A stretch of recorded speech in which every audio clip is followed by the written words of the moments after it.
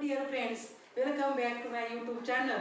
Today we are going to learn about tRNA, molecular basis of inheritance या चॅप्टरमध्ये आता आपण पुढचा व्हिडिओ पाहणार आहोत. पहा, या अगोदरच्या व्हिडिओमध्ये आपण ट्रान्सक्रिप्शन प्रोसेस शिकलो. पहा, DNA पासून mRNA कसा तयार होतो त्यामध्ये एक त्याला प्रोसेसला काय म्हणतात, ट्रान्सक्रिप्शन असं म्हणतात. नंतर आपण जेनेटिक कोड म्हणजे काय, जेनेटिक कोडच्या कोणकोणत्या कॅरेक्टरिस्टिक्स असतात त्या कॅरेक्टरिस्टिक्स आपण शिकलो. आणि नंतर आपण म्युटेशन म्हणजे काय, म्युटेशनचे 2 टाईपचा स्टडी केला. पहा, आणि आजच्या व्हिडिओमध्ये आपण tRNA याचा आपण स्टडी करणार आहोत. पहा, आणि हा जो tRNA आहे त्यात याला काय म्हणतात, अडॅप्टर मॉलिक्यूल असं म्हणतात. पहा, tRNA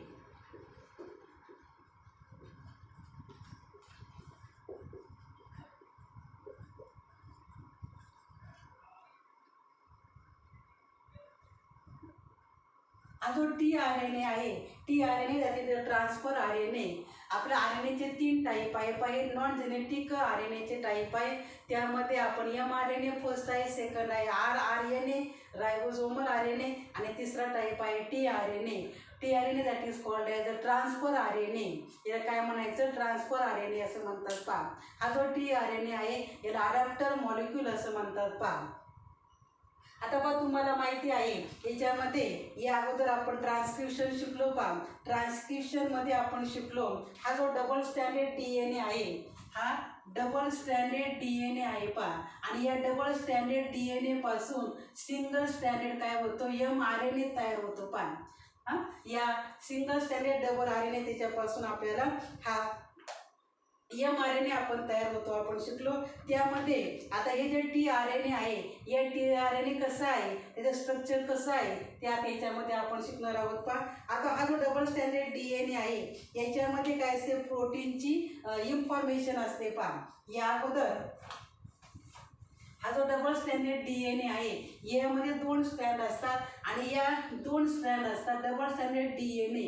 मग कोणत्या स्ट्रँड जवळ प्रोटीन मॉलिक्यूल तयार करण्याची इन्फॉर्मेशन आहे, मग या स्ट्रँडकडे प्रोटीन मॉलिक्यूल बनण्याची इन्फॉर्मेशन आहे. आणि मग हा जो स्ट्रँड आहे त्याला काय म्हणायचं, कोडिंग स्ट्रँड असं म्हणतात. त्याला काय म्हणायचं, कोडिंग स्ट्रँड असं म्हणतात. पहा, ज्या स्ट्रँड जवळ प्रोटीन मॉलिक्यूल बनण्याची इन्फॉर्मेशन आहे त्याला काय म्हणायचं, कोडिंग स्ट्रँड असं म्हणायचं. मग हे जो कोडिंग स्ट्रँड आहे त्याची कॉपी बनवली जाते आणि कॉपी करून त्यापासून काय केलं जातं, mRNA तयार केला जातो. पहा, या डबल स्टँडर्डपासून हा mRNA तयार केला जातो. म्हणजे हा जो कोडिंग स्ट्रँड आहे त्याची कॉपी बनवून त्याच्यापासून mRNA तयार केला जातो. पहा, मग आता हे mRNA असतात, या mRNA वरती काय असतात, कोड असतात. पहा, आणि एका कोडवरती एक ॲमिनो ॲसिड असतं. पहा, याच्या या mRNA जो आहे mRNA वरती काय असतात, कोडॉन असतात. आणि या कोडॉनवरती एक कोडॉन काय करतं, एक ॲमिनो ॲसिड स्पेसिफाय करतं, म्हणजे एक बनवतो. म्हणजे एका कोडपासून एक ॲमिनो ॲसिड याच्यावरती काय असतात, असे ॲमिनो ॲसिड, त्यामध्ये एका कोडवरती एक ॲमिनो ॲसिड असतं. पहा, मग आता इथपर्यंत. पहा, आता पुढं आता समजा ही सेल आहे. पहा, या सेलमध्ये हा न्यूक्लियस आहे. या न्यूक्लियसमध्ये काय, हा डबल स्टँडर्ड DNA आहे. या डबल स्टँडर्ड पासून काय तयार होतो, mRNA तयार होतो. हा mRNA कुठं येतो, या बाहेर येतो. पहा, न्यूक्लियसच्या बाहेर येतो, म्हणजे सायटोप्लाझम मध्ये येतो. हा mRNA इथं आला. पहा, मग इथं येतो म्हणजे इथं काय येतात, या न्यूक्लियस जवळच काय असतात, एंडोप्लाझमिक रेटिक्युलम असतात. आणि एंडोप्लाझमिक रेटिक्युलमवरती काय असतात, रायबोसोम्स असतात. आणि मग या mRNA या रायबोसोम जवळ जातो. पहा, कारण यामध्ये काय असतात, रायबोसोम्स असतात. आणि या रायबोसोम्स काय करतात, ते mRNA काय करतात, ते रीड करतात. आणि मग कोणत्या कोडसाठी कोणते कोड आहे, त्यासाठी कोणते ॲमिनो ॲसिड बनवायचं आहे ते त्यांना माहिती असतं. पहा, ते रीड करून त्यामध्ये, आणि मग या सायटोप्लाझम आहे या न्यूक्लियसच्या बाहेर, या सायटोप्लाझममध्ये काय असतं, ते अनेक प्रकारचे ॲमिनो ॲसिड असतात. पहा, मग हे रायबोसोमल हे म्हणजे rRNA जो आहे हा mRNA हा rRNA जवळ येतो. आणि rRNA काय करतो, तो स्कॅनिंगचं काम करतो. पहा, म्हणजे त्यावरती स्टार्ट जे कोडॉन आहे प्रोटीन मॉलिक्यूल तयार करण्यासाठी जे स्टार्ट कोडॉन आवश्यक असतात ते इनिशिएट त्या प्रोसेसला इनिशिएट करतात. That is a start codon. कोणते आहे आपण शिकलो लास्ट व्हिडिओमध्ये, AUG, याला काय म्हणायचं स्टार्ट कोडॉन असं म्हणतात, कारण ते प्रोसेसला काय करतात सुरुवात करतात. आणि AUG कोड फॉर मिथ्योनिन हे जे आहे कोडॉन यांच्यापासून एक ॲमिनो ॲसिड तयार होतं, ते कोणतं आहे मिथ्योनिन नावाचं ॲमिनो ॲसिड कोड करतं पहा. मग हे जे असतात RNA हे स्टार्ट कोडॉनला जवळ येतात आणि मग हे सगळे असतात सायटोप्लाझममध्ये काय असतात हे ॲमिनो ॲसिड असतात पहा. आणि मग हे ॲमिनो ॲसिडला हा जो tRNA आपण आता पाहणार आहोत, हा जो ॲमिनो ॲसिड असतात सायटोप्लाझममधले ते ॲमिनो ॲसिडला घेऊन जाण्याचं काम कोण करतं, हा tRNA करतो पहा. आणि मग हे ॲमिनो ॲसिड हा tRNA जो आहे tRNA ॲक्टिवेट करण्याचं काम दोन प्रकारचे एन्झाईम करतात. ते ॲक्टिवेट कधी होतो tRNA, त्यामध्ये एन्झाईमचं नाव आहे ॲमिनो ॲसिड सिंथेटेज नावाचं एन्झाईम आहे. आणि ATP यांच्या साहाय्याने हा जो tRNA आहे हा ॲक्टिवेट होतो आणि ॲक्टिवेट झाल्यानंतर तो काय करतो या ॲमिनो ॲसिडला घेऊन जातो पहा. आणि मग सायटोमधून तो ॲमिनो ॲसिड म्हणजे प्रत्येक ॲमिनो ॲसिडसाठी वेगवेगळा tRNA असतो पहा. कारण या सायटोप्लाझममध्ये 8 ॲमिनो ॲसिड असतात आणि ॲमिनो ॲसिड असतो एका ॲमिनो ॲसिडसाठी प्रत्येक ॲमिनो ॲसिडसाठी एकच tRNA नसतो, कारण प्रत्येक ॲमिनो ॲसिडसाठी वेगवेगळा tRNA असतो. असे या सायटोप्लाझममध्ये अनेक tRNA असतात आणि ॲमिनो ॲसिड सुद्धा हे ॲमिनो ॲसिड या सायटोप्लाझममध्ये असतात पहा. आता पहा पुढे त्यांनी काय सांगितले थिअरी आपण पाहूया. याच्यामध्ये थिअरी काय सांगितली पण tRNA the adapter molecule. Scientists consider that there has to be a mechanism in which tRNA will read the codon and also simultaneously bind with the amino acid, as amino acid does not have any special capacity to read the codon. पहा त्यांनी काय सांगितले, हा जे amino acid असतात, आता हा जो आहे याच्यामध्ये mRNA काढलेला आहे. या mRNA वरती काय असतात, पहिले जे कोडॉन कोणता AUG हे काय आहे स्टार्ट कोडॉन आहे पहा, म्हणजे प्रोसेसला सुरुवात करतात. मग हा जो tRNA आहे हा tRNA कोणाला घेऊन येतो, एका मिथ्योनिन नावाचं हे कोणतं ॲमिनो ॲसिड स्पेसिफाय करतो मिथ्योनिन. मग हा जो tRNA आहे हा tRNA कोणाला घेऊन येतो, या ॲमिनो ॲसिडला घेऊन येतो पहा. ॲमिनो ॲसिड कोणता आहे मिथ्योनिन. आणि मग यावरती या tRNA वरती काय असतात अँटीकोडॉन असतात. या mRNA वरती काय असतात कोडॉन असतात. आणि tRNA वरती जे नायट्रोजन बेसेस असतात त्याला काय म्हणायचं अँटीकोडॉन असं म्हणतात. आणि मग ते अँटीकोडॉन आणि हे कोडॉन हे काय होतात बाइंड होतात आणि मग त्यामुळे त्यांच्यामध्ये कॉम्प्लिमेंटरी बेस पेअरिंग होते पहा. मग आता हा जो ए आहे हा pairs with U pairs with A आणि जी पेअर्स विथ सी. हे असे प्रकारचे हे अँटीकोडॉन आणि हे कोडॉन mRNA वरती कोडॉन आणि हे tRNA वरती अँटीकोडॉन याच्यामध्ये कॉम्प्लिमेंटरी बेस होते पहा. म्हणजे हा जो tRNA आहे हा म्हणजे ॲमिनो ॲसिड जे आहे मिथ्योनिन नावाचं याला घेऊन येतो आणि मग ते काय होतात हे बाइंड होतात. मग ॲमिनो ॲसिड काय होतं या mRNAला बाइंड होतं पहा. आणि मग याच्यामध्ये या mRNA जो आहे mRNA वरती काय असतात कोडॉन असतात आणि मग हे रायबोसोम जवळ हे mRNA येतो पहा. आणि मग हे अशा प्रकारे ही जी पॉलीपेप्टाईड चेन आहे पहा अशी ॲमिनो ॲसिडची अशी चेन तयार होते पहा. आणि मग या mRNA वरती काय असतात कोडॉन असतात आणि मग त्यापासून ही जी ॲमिनो ॲसिडची अशी प्रकारची एक चेन तयार होते आणि मग amino acid that is called as peptide chain तयार होते आणि त्यापासून प्रोटीन मॉलिक्यूल बनतात. आणि मग यांच्यामध्ये जो बॉन्ड असतो ना यांना काय म्हणायचं पेप्टाईड बॉन्ड असं म्हणतात पहा. ॲमिनो ॲसिडमध्ये जे बॉन्ड असतात ना त्यांना काय म्हणतात पेप्टाईड बॉन्ड असं म्हणतात. मग mRNA वरती कोडॉन आणि जितके ॲमिनो ॲसिड वरती काय होतात बाइंड होतात पहा. आणि मग हा जो आहे ॲमिनो ॲसिड काय होतो स्वतः mRNA जवळ येत नाही पहा, जवळ येऊ शकत नाही पहा. त्याच्यामध्ये स्पेशल कॅपॅसिटी त्याच्यामध्ये नसते पहा. हा जो ॲमिनो ॲसिड आहे तो स्वतः या mRNA जवळ येऊ शकत नाही, त्याच्यामध्ये तशी स्पेशल कॅपॅसिटी नसते पहा. म्हणून त्यांनी म्हटले amino acid does not have any special capacity to read the codon. त्याच्यामध्ये तशी स्पेशल कॅपॅसिटी नसते, ती कोणाजवळ असते या tRNA वरती असते. हा tRNA हा mRNA म्हणजे ॲमिनो ॲसिडला घेऊन जातो पहा या mRNA कडे. मग हा tRNA is consider as an adapter molecule. त्याला ॲडॅप्टर मॉलिक्यूल असं काय म्हणतात, एका मॉलिक्यूल जवळ जातो नंतर त्या परत त्या एका मॉलिक्युल जवळ जाऊन पूर्ण झाल्यानंतर परत दुसऱ्या मॉलिक्युल जवळ जातो पहा. That is called as tRNA is considered as an adaptor molecule. This role of tRNA was understood much later. आणि म्हणून त्याला याचा tRNAचा जो आहे ना याचा महत्त्वाचा रोल आहे का, कारण काय ॲमिनो ॲसिडला स्वतः mRNA जवळ जाऊ म्हणजे जाता येत नाही. त्या ॲमिनो ॲसिडला कोण जाते mRNAवरती, हा tRNA जातो. म्हणजे tRNA हा याचा महत्त्वाचा रोल आहे पहा. tRNA जवळ जर नसेल तर ॲमिनो ॲसिड mRNAवरती जवळ जाऊ शकत नाही पहा. म्हणजे प्रोटीन मॉलिक्यूल तयार होणार नाही. म्हणजे सांगितले प्रत्येक ॲमिनो ॲसिडसाठी वेगवेगळ्या त्याच्यामध्ये काय असतात tRNA असतात पहा. आता एक कोडॉन सांगितले mRNAवरती आणि tRNAवरती अँटीकोडॉन. हे काय आहे, अपोजिट आहे पहा. अपोजिट कोडॉन आहे, लक्षात ठेवा. आता पुढे सांगितले पहा त्यांनी ती क्लोवर लीफ स्ट्रक्चर. आता आपण 11th मध्ये शिकलो आहे tRNAचे 2 स्ट्रक्चर आहे. आपण 2 मॉडेल पाहिलेले आहे. त्यामध्ये पहिलं आहे क्लोवर लीफ मॉडेल आणि दुसरं आहे हेअरपिन मॉडेल पहा. परंतु आता याच्यामध्ये त्यांनी क्लोवर लीफ स्ट्रक्चर दिलेलं आहे पहा.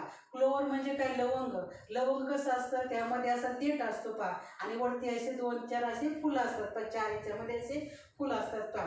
Clover leaf structure that is a 2 dimensional आहे पहा. Of tRNA possess an anticodon loop that has bases complementary to the codon. आता त्यांनी बुकमध्ये त्यांनी डायग्राम दिलेली आहे पहा. याच्यामध्ये हा जो mRNA वरती आहे, हा mRNA वरती काय असतात, कोडॉन, आणि हा हे काय असतात, हे अँटीकोडॉन. हे अँटीकोडॉन हे काय असतात, हे यावरती असं स्ट्रक्चर आहे पहा. हे अँटीकोडॉन लूप आहे पहा. याला काय म्हणायचे, हे अँटीकोडॉन लूप आहे आणि हे अँटीकोडॉन लूप हे tRNAच आहे. त्याच्यावरती हे काय दाखवलेलं आहे, हे अँटीकोडॉन दाखवलेले आहे. मग tRNA possess an anticodoन लूप. हे जे अँटीकोडॉन ज्या लूपवरती असतात ना त्यांना काय म्हणायचे, अँटीकोडॉन लूप असं म्हणतात पहा. याला काय म्हणायचं, असं लूप असं म्हणतात पहा. ज्या लूपवरती अँटीकोडॉन असतं त्याला काय म्हणायचं, अँटीकोडॉन लूप असं म्हणतात. आणि दॅट बेसिस त्यावरती काय असतात, नायट्रोजन बेस असतात आणि याची कॉम्प्लिमेंटरी जे पेरिंग आहे ती कोणावर होते, या कोडॉन बरोबर होते. हे 3 अँटीकोडॉन आणि हे 3 कोडॉन mRNA वरती, आणि इट इज कॉल्ड ॲज अँटीकोडॉन. त्यांना काय म्हणायचं, अँटीकोडॉन असं म्हणतात पहा. आता पुढे काय सांगितलं, it has shows amino acid acceptor end that is a 3 end. आता हे जे जे tRNA आहे ना त्याच्यावरती एक काय असतं, एक छोटा आहे, एक एंड कसा आहे, मोठा आहे पहा. जे शॉर्ट आहे ना ते काय, त्याचं 5 डॅश आहे आणि जे आहे ना ते कसं आहे 3 डॅश, हे लॉंग एंड आहे पहा. आणि हे जे लॉंग आहे ना 3rd एंड, याच्यावरती काय होतं, ॲमिनो ॲसिड अटॅचमेंट साईट आहे पहा. हे जे 3rd एंड आहे ना याला ॲमिनो ॲसिड काय होतात, अटॅच होतात. आणि मग हे जे ॲमिनो ॲसिड एक्सेप्टर एंड आहे that is a 3 dash end having unpaired CC bases. आता हे जे 3 डॅश एंड आहे ना त्याच्यावरती काय असतात, असे CCA असे काय असतात, हे अनपेअर्ड नायट्रोजन बेसेस असतात पहा. That is amino acid binding side. हे नायट्रोजन बेस असतात त्याच्यावरती, त्या एंडवरती हे 3 अनपेअर्ड बेसेस असतात. कोणते आहे, CCA. To which amino acid bind. आणि त्याला काय होतं, हे जे 3rd डॅश एंड आहे त्याला काय होते, ॲमिनो ॲसिड काय होते, बाइंड होते. And for every amino acid there is a specific tRNA.